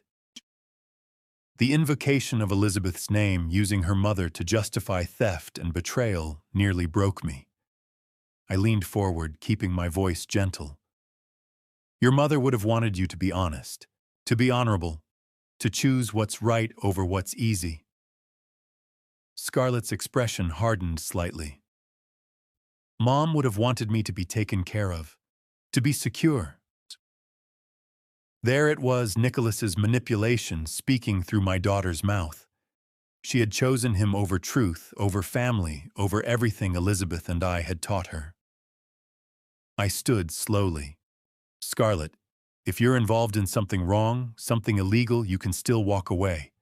It's not too late." For a moment, hope flickered. Her lips parted as if to speak, to finally admit everything. Then her phone buzzed. She glanced at the screen, undoubtedly Nicholas checking on her. The moment passed. Her expression closed off. "I'm not involved in anything wrong, Dad. I just wanted to tell you I love you, and that tomorrow will be a new beginning for all of us." She stood, kissed my cheek, and walked upstairs, leaving me alone in the darkness. I had tried. God knows I had given her every opportunity to choose redemption. Now tomorrow she would face the consequences of her choice. The next morning, Saturday wedding day, I woke at 6 a.m. Kenneth had arranged for Laura Winters to meet me at a coffee shop downtown at 7. She was already there when I arrived, looking elegant in a navy dress, her silver hair styled perfectly. We sat in a corner booth, and she pulled documents from her purse. "Mr. Carter, these are copies of everything I have on Matthew Reed Nicholas. Bank transfers, emails, photos, the wedding venue contract. I want Scarlett to see them after you expose him, so she knows he's done this before." I took the documents, my hands steady. "Thank you, Laura. I know this is difficult. She shook her head. What's difficult is knowing another family went through what I did. But today, we stop him. We reviewed the plan. Laura would sit in the back of the church unnoticed until the right moment. When I gave the signal, the phrase, truth in its purest form, she would come forward. FBI agents would move in immediately after. Simple. Devastating. Final. At 8 a.m., I returned home to dress for the wedding. Kenneth called to confirm final details. 6 agents in plain clothes positioned throughout the church. Agent Blake is coordinating from a van outside. The Cayman accounts froze at 8 a.m. as scheduled. Nicholas can't access a single dollar. The envelope for Scarlett is ready. We're set, Chris. I looked at my reflection in the mirror, adjusting my tie. The man staring back looked older than his years, weathered by grief and betrayal. But his eyes were clear, determined. My phone rang. Nicholas. I answered, forcing warmth into my voice. Nick, good morning. Big day. His voice was cheerful, relaxed. Chris, I'm at the hotel getting ready with Graham. Want to grab breakfast before the chaos, just the two of us. Father and son one last time before everything changes. The invitation was loaded with irony he couldn't possibly appreciate. I checked my watch. 10 a.m. The wedding was at noon. 2 hours. Sure, Nick. Where? Davidson's Diner. 20 minutes. I grabbed my keys. I'll be there. This was it. One final breakfast with the man who had tried to destroy my family. One last face-to-face before the reckoning. Nicholas ordered Eggs Benedict at the 5-star restaurant. I ordered nothing. My appetite had died 3 weeks ago. In 4 hours, I would destroy him. Davidson's Diner was actually an upscale hotel restaurant, all white tablecloths and crystal water glasses. Nicholas had chosen it deliberately, public, respectable, the kind of place where a devoted son takes his father on an important day. We sat by the window overlooking the city, morning sunlight streaming in. To any observer, we looked like family sharing a special moment. Nicholas looked relaxed, confident, dressed in expensive, casual clothes. He smiled as the waiter poured coffee. Big day, Chris. How are you feeling? I wrapped my hands around the coffee cup. Reflective. 24 years goes by fast. He nodded, his expression turning sentimental. I've been thinking about that too. About the day you and Elizabeth brought me home. I was so lost, so broken. You saved me, Chris. Gave me a life I never thought I'd have. The lies flowed so smoothly, so convincingly. We loved you, Nick. From the beginning. The past tense wasn't accidental, but he didn't catch it. His eggs arrived, and he ate with the appetite of someone without a care. Between bites, he pulled an envelope from his jacket pocket and slid it across the table. Chris, I wanted to talk to you about something before the craziness of the day. I've been thinking about your future, about making sure you're taken care of. My pulse quickened, but I kept my expression neutral. What do you mean? Nicholas opened the envelope, revealing legal documents. Power of attorney papers, financial management agreements. I had Natalie draw them up. The idea is that you sign these today, and Scarlett and I handle all the business stress. You deserve to rest, to enjoy life without worrying about Carter Holdings. I looked at the documents without touching them. There it was, the trap laid out in legal language. Sign these papers, and Nicholas would have complete control before Dr. Price's fraudulent evaluation even happened. He was accelerating the timeline. You want me to sign these today on your wedding day? Nicholas's smile was warm, persuasive. I know the timing seems odd, but think about it. After the wedding, Scarlett and I leave for our honeymoon. If these are in place, you can truly relax. It's a gift, Chris. Freedom from responsibility. I picked up the papers, scanning them. Every clause was designed to strip me of control, access to accounts authority, to make financial decisions, everything. Sign these and I would be powerless. I set the papers down and looked at Nicholas. Really looked at him. The young man I had raised. The predator who had tried to murder me was stealing millions, had manipulated my daughter. You're very good, Nick. The best actor I've ever seen. Something flickered in his eyes, uncertainty. I don't know what you mean. I'm just trying to help. I leaned back in my chair, my voice quiet but hard. You'll see the results in a few hours. At the church. In front of everyone. The color drained slightly from his face. Chris, are you feeling all right? You're talking strangely. I stood, pulling cash from my wallet and dropping it on the table. I'm feeling clear-headed for the first time in weeks. See you at the altar, Nick. I walked out, leaving him sitting there with his unsigned papers and his crumbling confidence. Let him wonder. In a few hours, he would know everything. Back home, the house was chaos. Scarlett's bridesmaids filled the living room, makeup artists and hairdressers transforming the space. Music played, champagne flowed, everyone laughed. I slipped upstairs to my bedroom unnoticed. The tuxedo hung ready in my closet. I dressed slowly, methodically, shirt, cufflinks, vest, jacket, tie. Each piece of clothing felt like armor. In the mirror, I looked like any father on his daughter's wedding day. Proud. Emotional. I picked up the manila envelope from my dresser. Inside, all the evidence, all the proof, all the ammunition I needed to destroy Nicholas Stone. FBI arrest warrants, surveillance photos, forensic accounting reports, Laura Winters' testimony, the letter to Scarlett offering her one last chance at redemption. My phone buzzed. Kenneth. All agents in position. Laura is at the church. Blake is ready. It's happening, Chris. I typed back, I'm ready. At 11 a.m., I drove to St. Catherine's Church.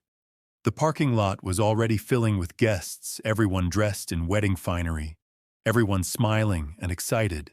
FBI agents in plainclothes moved through the crowd. I recognized 3 of them from the briefing, though they blended perfectly. Inside the church, white flowers covered every surface. Ribbon decorated the pews. Soft classical music played.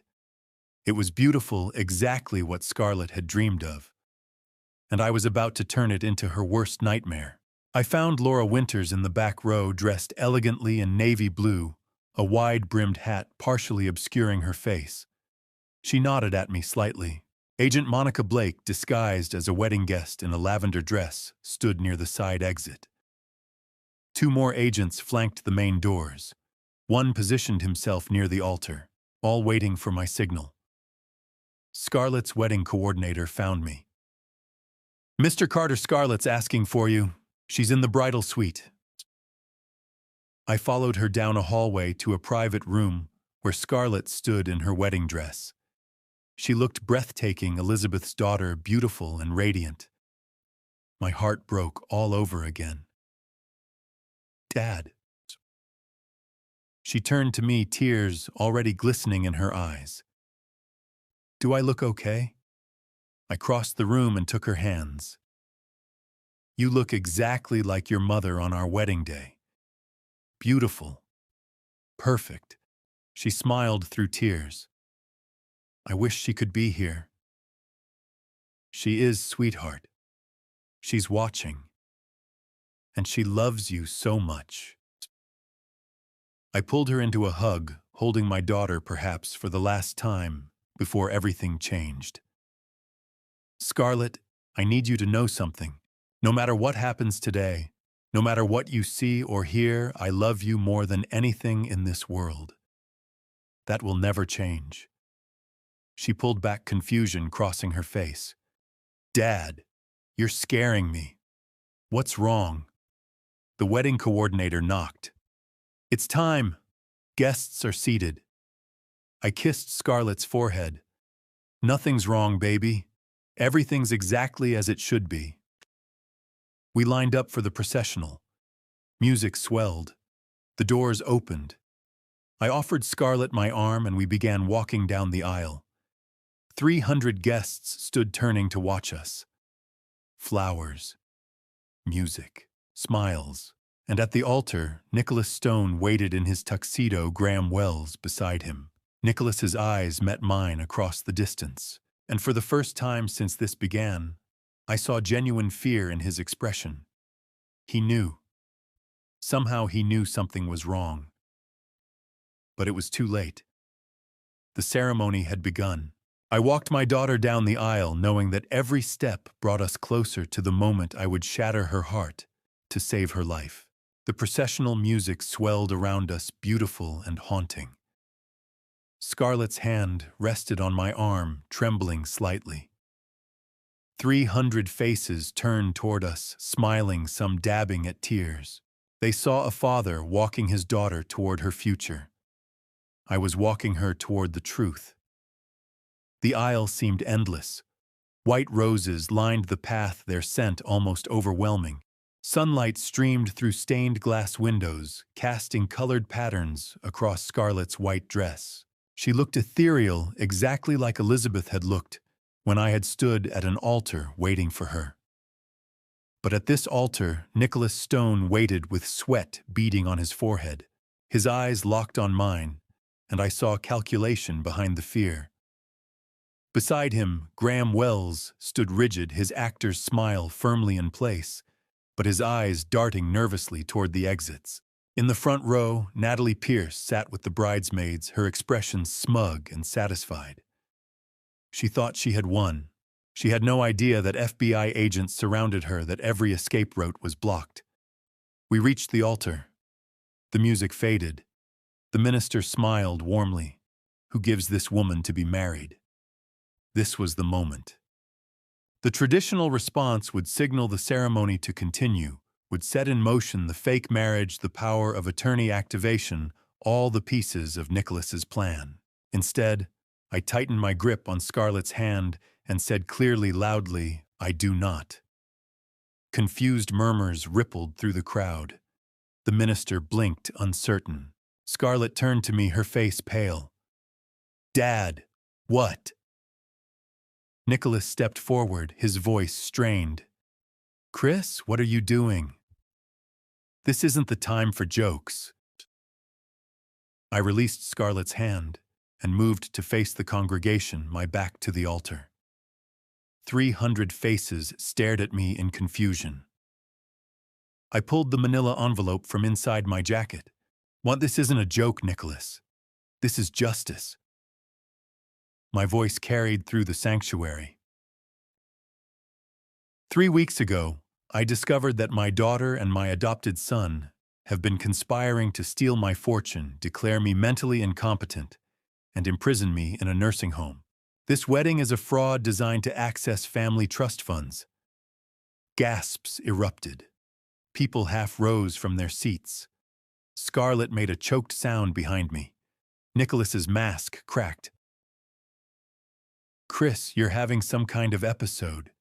This is dementia talking." I cut him off, my voice like steel. "I have recordings, Nicholas. 47 minutes of you and Scarlett discussing every detail of your plan. Your fake marriage to Graham Wells here, who is actually an actor named Aaron Mitchell, hired for $50,000. The offshore accounts in the Cayman Islands. The nursing home where you plan to lock me away." I pulled documents from the envelope, holding them up. "I have forensic accounting reports showing you've stolen $2.3 million over 3 years. I have evidence that you cut my brake lines 6 months ago attempting to murder me. I have proof that Dr. Gordon Price was paid $100,000 to falsify a mental competency evaluation." The church erupted in chaos. People shouting, crying, trying to process what they were hearing. Nicholas's face had gone from pale to crimson. "You're insane, Scarlett, tell them. Tell them your father is losing his mind." I turned to look at my daughter.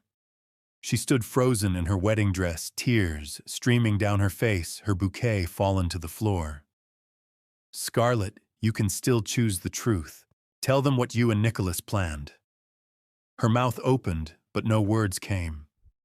She looked at Nicholas, then at me, torn between the man who had manipulated her and the father who had raised her. Nicholas grabbed her arm. "Don't say anything, Scarlett. He's trying to trick you." A voice from the back of the church cut through the chaos. "Mr. Stone isn't insane. I can testify to that." Every head turned. Laura Winters stood in the back row, removing her wide-brimmed hat. She walked down the aisle with quiet dignity, her eyes fixed on Nicholas. His face went sheet white. "My name is Laura Winters.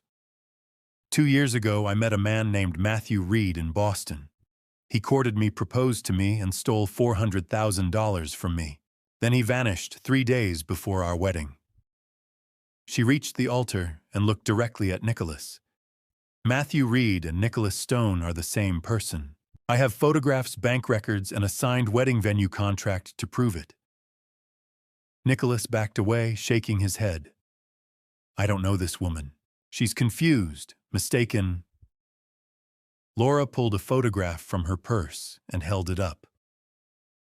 "This is Matthew Reed at our engagement party. Everyone in this church can see it's you." Natalie Pierce suddenly stood, her face panicked. "Nicholas, we need to leave. Now." Her words were damning, an admission of complicity. I turned to Graham Wells, who stood paralyzed at the altar. "Mr. Wells, or should I say Mr. Mitchell, would you like to tell everyone what Nicholas paid you to do?"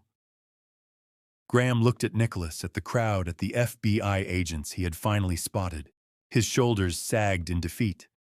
$50,000. To pose as Scarlett's fiancé, to go through with a fake marriage so she could access her trust fund. "I'm an actor. It was just supposed to be a job." Scarlett made a sound like a wounded animal. She turned to Nicholas, understanding finally breaking through. "You were never going to marry me. This was all fake." Nicholas reached for her. "Baby, I can explain." She stumbled backward away from him. "You used me. You lied to me. Everything was a lie." Her legs gave out, and she collapsed to her knees in her white dress, sobbing. Agent Monica Blake stepped forward from the side of the church, her FBI credentials raised high. "Nicholas Stone, Natalie Pierce, Aaron Mitchell, you are under arrest for conspiracy to commit fraud, money laundering, and attempted murder." 6 agents moved in simultaneously. Handcuffs snapped around Nicholas's wrists. "You can't do this," he screamed, all pretense gone. "I have rights." I walked to where Scarlett knelt on the floor and crouched beside her. "I'm so sorry, baby, but you're safe now. You're finally safe."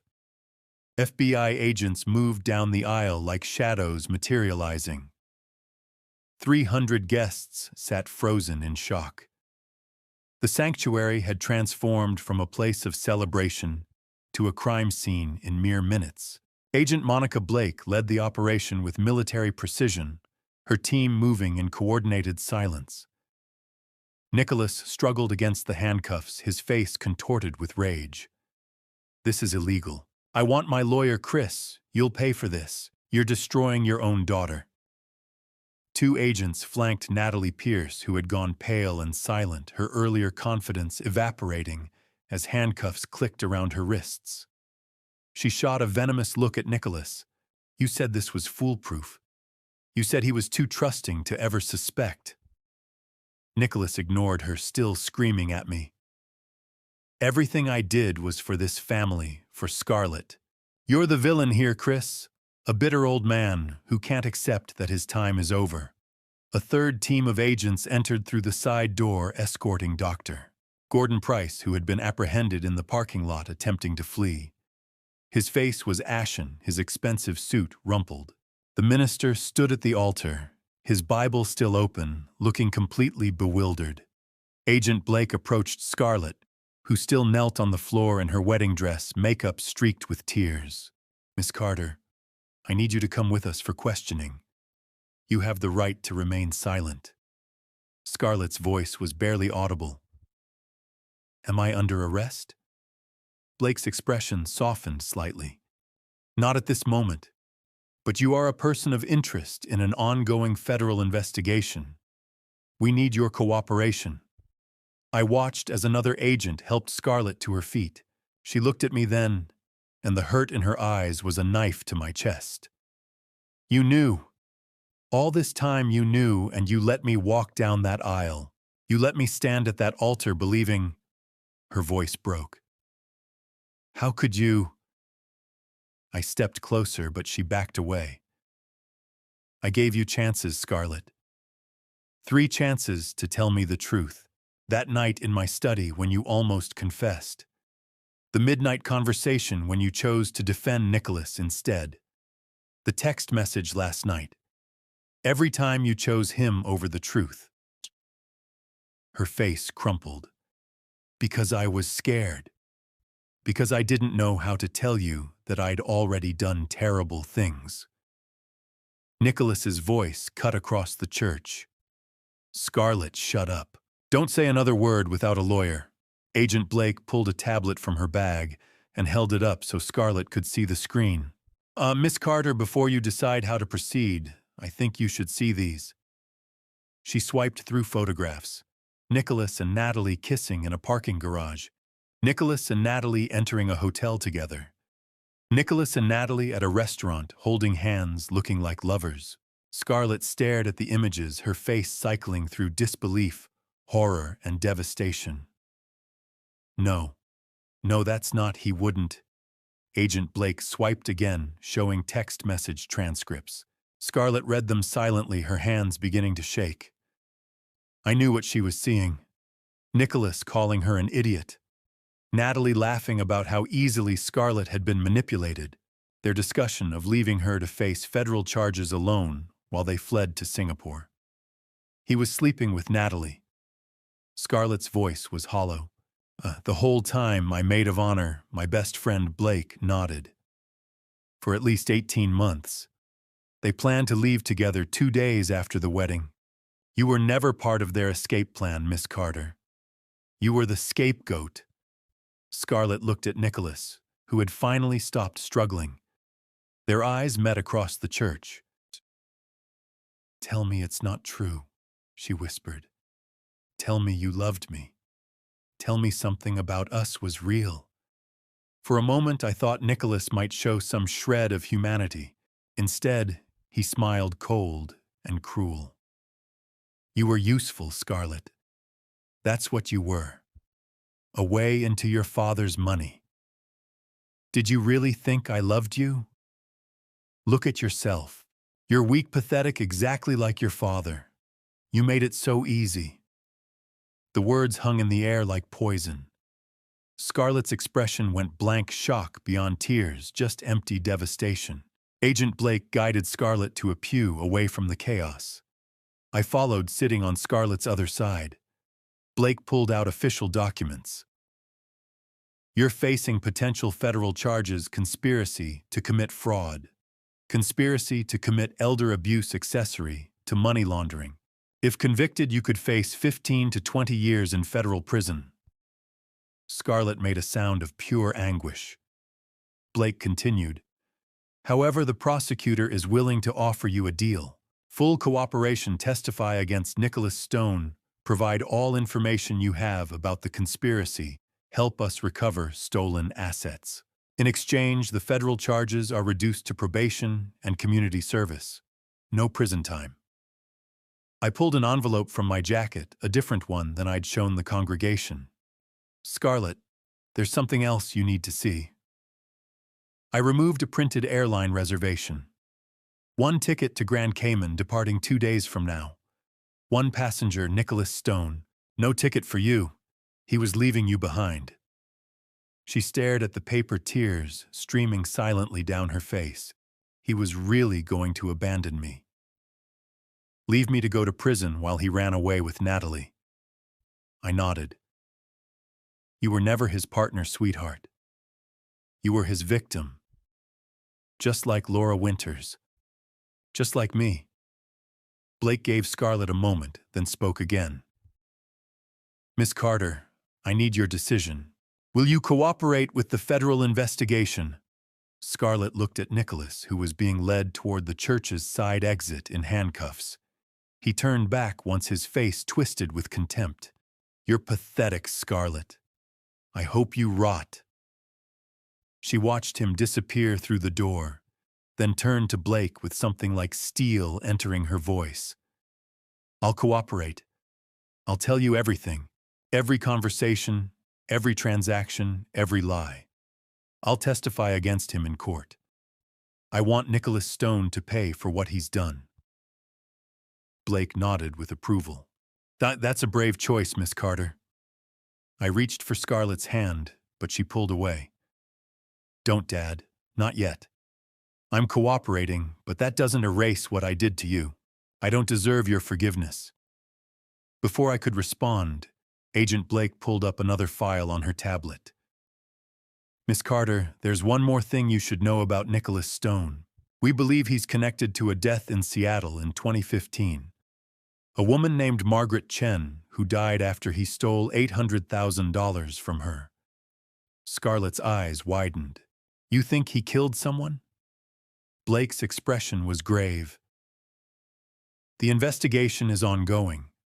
But yes, we believe Nicholas Stone is responsible for at least one death, possibly more. If you had married him, if you had continued with this plan, there's a strong possibility he would have eventually killed you too. Your father didn't just save your freedom, Miss Carter. He likely saved your life. Scarlett turned to look at me, truly seeing me for the first time since the arrests began. Oh my God. He would have killed me, wouldn't he, once I wasn't useful anymore? I nodded slowly. Yes, sweetheart. I believe he would have. The headlines the next morning screamed about the billion-dollar family fraud scheme. I sat in my study 7 days after the wedding that never was. Newspapers spread across my desk, like evidence at a crime scene. Tech CEO exposes adopted son's elaborate theft ring. FBI arrests $3 million wedding day sting. Father saves daughter from nursing home plot. Each headline felt surreal, as though I were reading about someone else's shattered family, not the ruins of my own life. The media had descended like vultures within hours of the arrests. News vans camped outside my house for 3 days straight. Reporters shouting questions whenever I stepped outside, helicopters circling overhead to capture aerial footage. My phone rang constantly, interview requests from every major network, publishers offering 6-figure book deals, true crime podcasts wanting exclusive access. I refused them all. This wasn't entertainment. This was my family's destruction laid bare for the world to dissect. Kenneth Walsh delivered better news yesterday during our meeting downtown. We've recovered approximately 90% of the stolen funds, Chris. The Cayman accounts were frozen at 8 a.m. on the wedding day, exactly as planned. We've traced and seized assets from all the shell companies, NRS Holdings, Stone Consulting Group, Carter Advisory Services. Your financial situation is largely intact. He shuffled through additional paperwork. Laura Winters will also receive full restitution. The $400,000 Nicholas stole from her is being returned from seized assets, plus interest accumulated over 2 years. The courts have also awarded her additional damages. That at least was justice. Laura had called to thank me the day after the arrests, her voice thick with emotion, but stronger than I'd ever heard it. Chris, you gave me something I thought I'd never have: closure, and a chance to see that bastard behind bars where he belongs.